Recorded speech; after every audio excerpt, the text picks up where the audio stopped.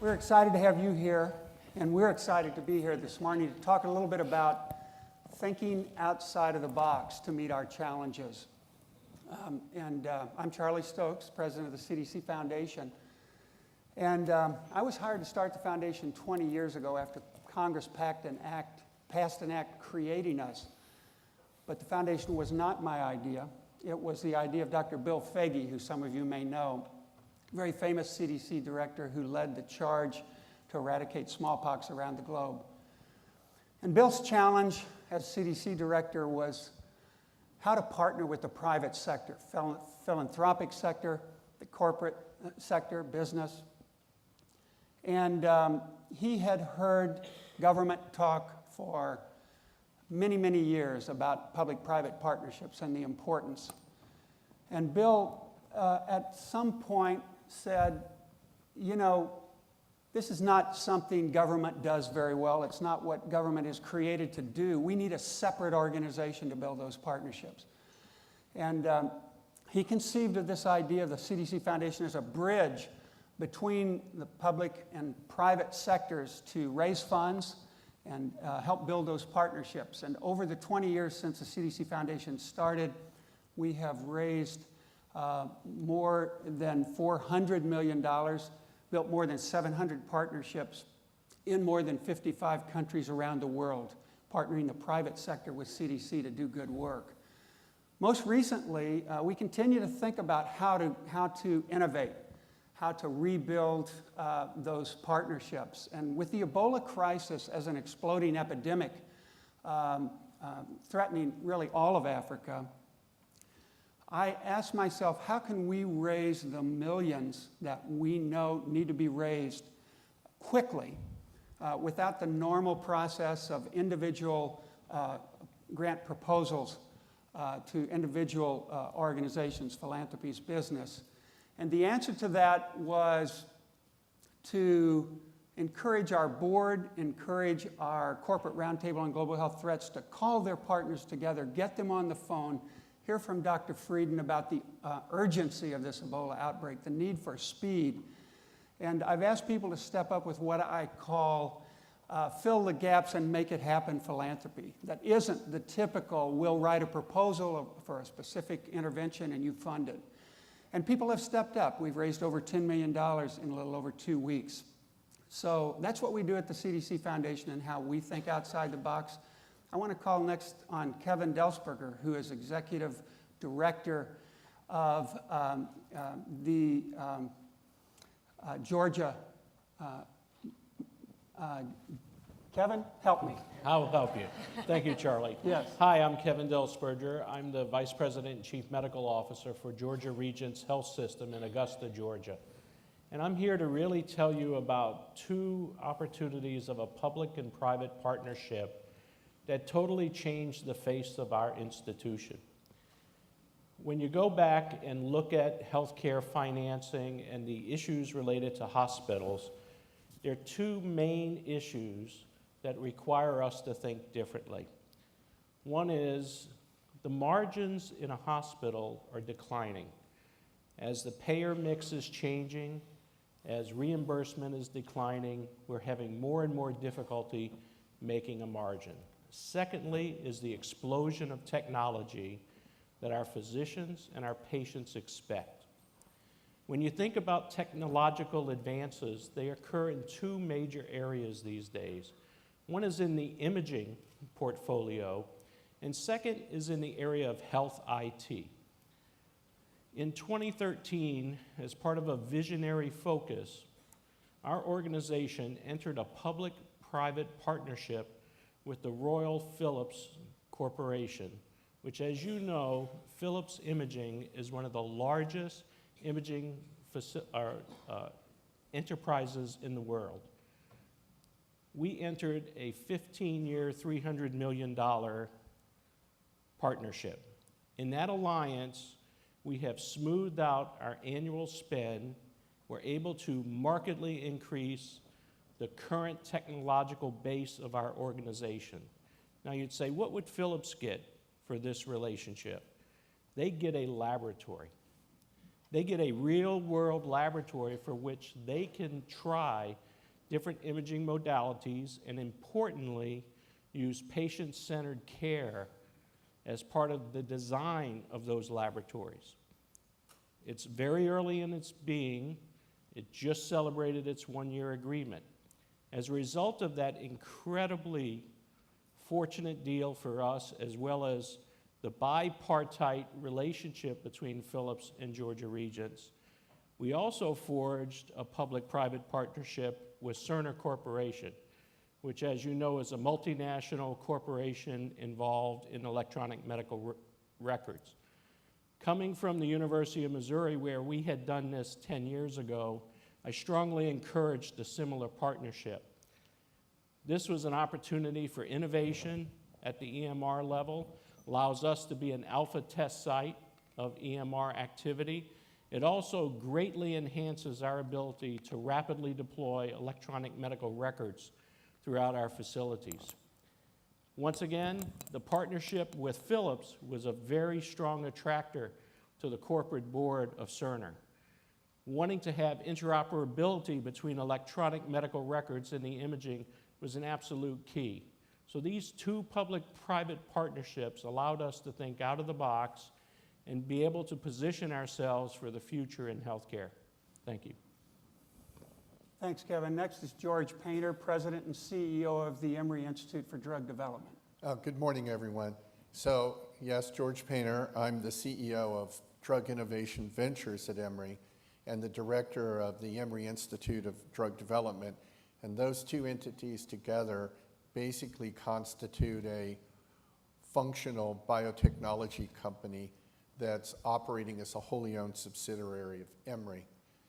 And the DRIVE concept, which arose out of a 35-year collaboration between Dennis Leota and I, really is within the university to try to address healthcare needs, the need for medicines to treat emerging and re-emerging diseases that aren't really attractive commercial targets for large biotechnology or pharmaceutical companies. We started with a focus on emerging viral disease. That's where our success has been over the years, and are working on diseases like Ebola, chikungunya, that you might be aware is affecting a large part of the world, hasn't been addressed. And interestingly, of course, there's sovereign money available now from countries in the West as that disease becomes prevalent, even in the United States, where it's now endemic in Miami. So I think this effort arose out of the dearth of capital and the issue of public-private enterprise. Actually getting large private enterprises to participate was problematic. The government has tried that over the years with regard to the BioShield Act and the Pandemic and All Hazards Preparedness Act to deal with natural and otherwise bioterror threats. So I think this is a new experimental entity.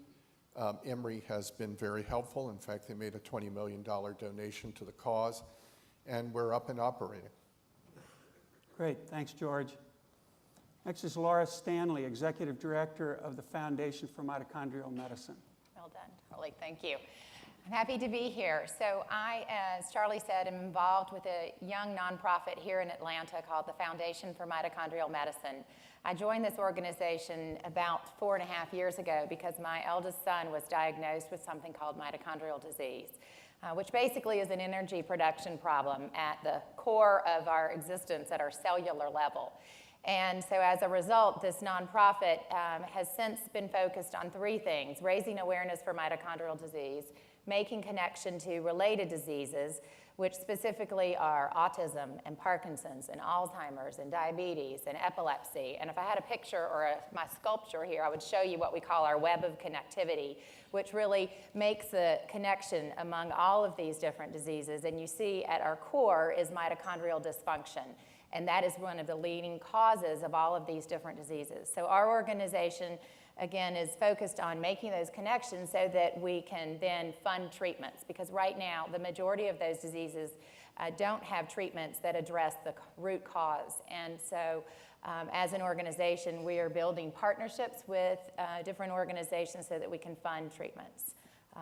I guess most notable is that in the last year, we have built a relationship with the Alzheimer's Drug Discovery Foundation out of New York and with the Michael J. Fox Foundation to co-fund joint venture translational drug therapies for addressing mitochondrial dysfunction. Thanks, Laura. Next is Dawn Whaley, co-president of ShareCare. Hi, everyone, and thanks for having me here this morning. So I'm a rule follower, and we got an email as we were preparing for this panel. It said we need to say who we are, what we do, and the biggest challenge we see. So I'm going to go along those lines because I do what I'm told. So I'm Dawn Whaley. I have about 20 plus years in the internet and technology space. My latest venture is a company called ShareCare. I was very fortunate enough to help start that company about 5 years ago with Jeff Arnold, who originally founded WebMD. And also, we were joined by a new partner this time, Dr. Mehmet Oz, who probably most of you guys have seen on your TV screen telling all of us about our health each and every day. When I was thinking about, and ShareCare is a platform we developed to encourage engagement and create engagement that ultimately now allows us to deliver personalized healthcare. And through personalized healthcare, we help people live their healthiest life. And so as we sit here today, we started it in 2010, and as we sit here today, we've done about 150 partnerships. So partnerships are a very important aspect of our business too. Realizing how much fragmentation exists in healthcare, we know that to have partnerships with the traditional players and the less traditional players, that's how we're really gonna make impact. So as I was challenged to think about, okay, what is the greatest challenge we see as an industry right now? It was really hard for me because I sit here today, and again, I'm relatively, especially with my esteemed panelists, new to the healthcare sector. I am so fired up. I mean, we sit here right now and you can feel the transformation taking place. First of all, consumers want it, right? Consumers are thinking about their healthcare differently than they ever have before. They're wearing devices on them, they're tracking their steps and tracking what they're doing. They're tired of spending 25% of their household income on healthcare, and they're ready for change, and they're demonstrating that. And I think at the end of the day, the consumers are gonna push all of these changes through. The second thing is money is a-flowing. So in last quarter alone, $1.7 billion was invested in the health IT space. $1.7 billion, and it's been $7 billion since 2010 alone. So everybody's kind of woken up and said, hey, the next Facebook opportunity, it's gonna be in the healthcare space, and I wanna make sure I don't miss it. Another great thing is the big players are coming in. Apple, Amazon, Samsung, Google. They're not sitting on the sidelines anymore. They're saying healthcare is where I need to be, and if we're not gonna wait for the healthcare industry, we're gonna get in there and change it ourselves because we recognize that this is a transformation stage. And so, and innovation is blowing my mind. I mean, ingestible sensors. Next year, we're gonna see pills you take in your body. They're gonna understand how the pill interacts with your body. Did you take it or not? Should you take more? Should you take less? And I think that's gonna be just one of the many transformations that we see take place. So the challenge is, I think that the healthcare industry has to get ready, get structured for it, and embrace the change so that we don't see more fragmentation take place. We actually see us all come together and look back in 10 years, and I think the world will be a healthier world that we all live in. Great, thanks. I want to circle back to Kevin and ask, how do you get people to the table and into collaborations and partnerships? And most importantly, how do you keep them there to affect real change?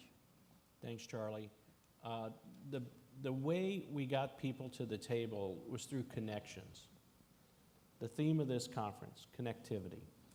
And if we didn't have the connections between our CEO at the time and senior leadership in Royal Philips, I don't think that deal would have ever happened. So having that connection, sitting and actually playing to the private partnership, saying, what are you looking for in your future? If you keep doing business as usual as a basically customer-client relationship, you will lose business down the road. So it was that hook to Philips that you have to change your business paradigm. Cerner had experience, but what they were lacking in the Cerner deal was that close partnership of a laboratory that was closely tied together with a major imaging company. Because I know from my work in quality and in healthcare, the power is in the intersections of the technology. The power of efficiency and quality is in those intersections, not in each working in their own silo. So the world of healthcare has changed dramatically to where we have to be much more collaborative, much more out-of-the-box thinking in order to move forward, especially today and certainly into the future. Great, thanks. Laura, you are a not-for-profit. Correct. And I know Me, from but being a the group that I'm not-for-profit involved with. that bringing not-for-profit partners to the table to partner with you as a not-for-profit has its own challenges. How do you go about doing that successfully? Well, it's been interesting. So I'm not a not-for-profit purebred, so to speak. My background is leadership development and recruiting in the human resources world with startup technology companies. And so when my son was diagnosed with this disease, this nonprofit existed, and I sort of naively raised my hand and said, well, I'll volunteer. And they said, well, that's great, except there's really not a structure or a staff, or we have a board of directors, but that's really all that exists at this point. So conversations ensued, and I became chief cook and bottle washer and sort of reinvented much of what exists today. And this notion that in the for-profit world of the technology space, we're so used to joint ventures and strategic alliances, and this theme of, it's a core competency that we try to instill in all of our employees, collaboration and partnership. And so I began knocking on doors and said, can we work together? Can we share information? Can we do co-fund research together? Can we co-fundraise together? And that, of course, really scared people. And so, it's interesting because I think you have to, my approach has been to focus on the common denominator. And in our case, that's what the mitochondria are. And so finding the right partners to see that, it's been challenging because, like you said, a lot of people are focused on their silos. And so it depends on the organization, but that's really, my message has been to say, hey, let's focus on the common denominator. The rising tide can lift multiple boats if we work together, and instead of each of us sort of centered in our own world, let's make the pie bigger for everybody, because we have the same ultimate end desire, which is to make people better. We have people that are really sick and people that are dying, and so if we can eradicate these issues and arrest some of the problems so the progression doesn't ensue, that's what's going to make all of us achieve our goals. And so our challenge as a small organization is to seek partners and investors who, whether they are exposure investors or whether they're capital investors or whether they're corporate investors, because we have an awareness problem as well as a funding problem, like everyone has a funding problem. But, a lot of people look at me and kind of glaze over and they say, what did you say, mitochondria? Can you just name it something else? Can you call it something that we can pronounce? And I said, I wish I could, but that's what is in the body. I can't change that. So that's our challenge. That's great, thanks. George, with the Emory Institute for Drug Development, you find partnerships are helpful, and how do you go about recruiting those partners, keeping them at the table? Yeah, absolutely. Look, our world has changed in the biotechnology industry, and sustainability and funding are a big deal. Getting Series A or early series funding to advance innovation is very difficult. So what do you do as another small 30, 35 person biotechnology to convince people that you're competitive and that they should invest in you? And one way is, particularly in the context we're operating in, we're a not-for-profit also operating under a university, is the ability to reach out quickly into a highly innovative community and get the kind of expertise and help to focus on your problem that otherwise isn't available to private companies and large pharmaceutical companies. We can reach into the Emory medical community to touch the physicians who treat patients to get their feedback on how to move forward. We can reach out to, like Dr. Plimper's in the next panel at Georgia, and together we synergize to address an unmet medical need. We're going to UGA, to the veterinary school, to deal with zoonotic disease that impacts food supply and starvation and also people's health. So there's a lot of common interest, and how do you keep people at the table? You offer them your expertise to help move their program forward. So keeping people at the table is a synergistic issue. And we've been very successful. I think the success we've had in national recognition of Drive is because people see you have the ability to reach out into a broad, highly innovative community, and you can synergize with the people in that community. Dawn, Yes. I think of ShareCare as an innovator when it comes to the whole health space. And so you start out with innovation, and you're thinking creatively all the time. How do you keep those juices flowing? How do you keep people really at the cutting edge of possibility? Right. Well, I think as I think about innovation and the way you just described it, for us, it is more about thinking around the innovation and then keeping it kind of in a box, right? Because we can get a little caught up in innovations for innovation's sake because there's so much going on in the industry, is what I just kind of described before. And one thing that we found extremely helpful at ShareCare has been our customers. So at ShareCare, a big part of our business is actually B2B, where people are kind of white labeling our platform for their population's health management. And our customers include the DoD, HCA, one of the largest, or the largest for-profit healthcare system in the United States, is a customer. And what happens with that is it's so great because we get all these crazy, fabulous ideas. Let's put this functionality into our platform next. And now we have real life, real world examples to go to and say, does this make sense? Will this actually make impact with the populations you're trying to manage? And if it doesn't, we know that that kind of goes on the side. So we're not just creating innovation for the sake of it because we think it's the way of the future. It's actually what's going to be implemented to help with these populations' healthcare overall. Great.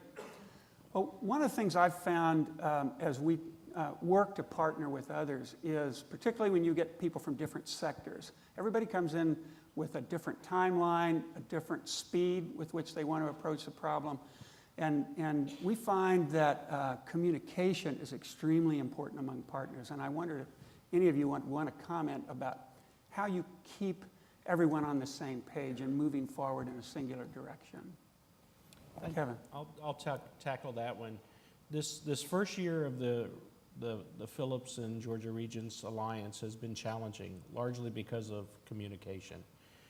I think even though you go through all the due diligence that you go through for a public-private partnership, and you finally execute the documents, it's only after you start executing the documents that you actually find out what the barriers might be. Phillips is a multinational, huge corporation. An academic medical center, an academic university, is a complex organization. Those two don't always talk together well. We found that we had to have frank conversations. Sometimes they're quite testy on both parts, but those frank conversations lead to richer and richer understanding between the parties. I had that same experience when I was at the University of Missouri with Cerner, and that was one of the first things I brought up as we were negotiating the Jaguar Collaborative. We had to have frank and honest conversations. Once you have those frank and honest conversations, you can move toward the mission. But until you do that, you have a lot of finger pointing. So it's a challenge. Yeah, coming from industry that's time and value of money driven into an academic environment, it is challenging, and timelines, there's a big cultural difference. So focusing on a mission, making sure everyone is focused, and everyone has bought into the mission. And then those frank and honest conversations, which at times are difficult and at times have been somewhat confrontational, but that's how you build teams, with honest communication. Absolutely.